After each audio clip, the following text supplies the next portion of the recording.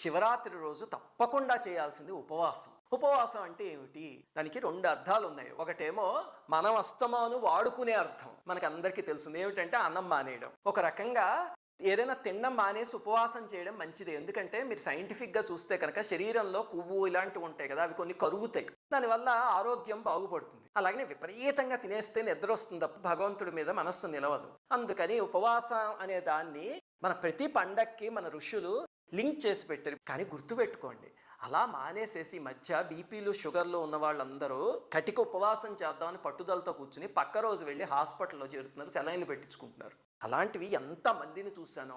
అలాంటి ఉపవాసాలు ఎప్పుడూ చేయకండి, అది మంచిది కాదు. ఇంకా రెండవది, అసలైన ఉపవాసం ఏమిటి? ఇది అన్నం మానేయడం ఉపవాసం కాదు. అసలైనది ఏమిటి అంటే ఉపవాసం అంటే దగ్గరగా ఉండడం. అంటే మన మనస్సు పరమేశ్వరుడికి దగ్గరగా రోజంతా ఉండగలిగితే దాన్ని ఉపవాసం అంటారు.